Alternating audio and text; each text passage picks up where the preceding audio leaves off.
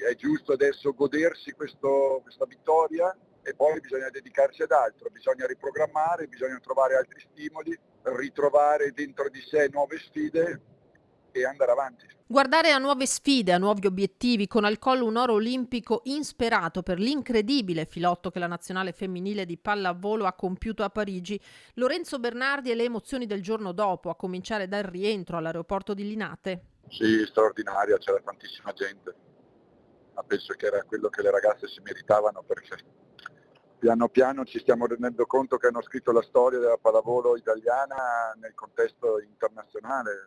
Un oro olimpico arrivato dopo un percorso eccezionale, racconta l'ex orogranata, mister secolo, rimasto a vivere nella Marca, a Silea, malgrado la carriera da giocatore prima e da allenatore poi lo abbia portato a spostarsi da Treviso. Ieri a fine partita il ministro Bodi mi ha detto: sono state brave a rendere facile una cosa molto difficile. Vincere perdendo un solo set, in campo lo stesso spirito, dice Bernardi, della nazionale della generazione dei fenomeni che l'oro olimpico non riuscì a conquistarlo.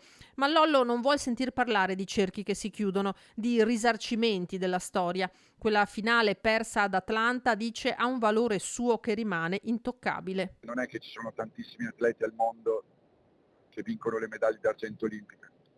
È chiaro che avere avuto l'opportunità, la possibilità, il piacere di far parte di uno staff che prepara una nazionale di questo spessore diventa ancora qualcosa di più straordinario. Troppo presto per parlare di un proseguo di collaborazione in nazionale con Julio Velasco. Il contratto, dice, era per un anno. Adesso godiamoci questa vittoria, poi vediamo quello che succede. Di sicuro c'è un movimento del volley femminile destinato a crescere e una realtà, quella dell'Imoco, che ha dato il suo contributo a una vittoria storica. Il Conegliano è una squadra di primissimo livello mondiale, con un allenatore di un livello assoluto, ma non nazionale, bensì internazionale, quindi è un valore che questa società porta all'interno della federazione e della nazionale. Se l'Imoco intende celebrare le sue campionesse alla prima di campionato, la città di Conegliano lo farà il 12 settembre. Penso che le ospiteremo al primo consiglio comunale utile, tra l'altro anche in vista del quadrangolare che si giocherà alla Zoppa Serena e che vedrà protagonista proprio l'Imoco Volley. Sono l'orgoglio di Conegliano, l'orgoglio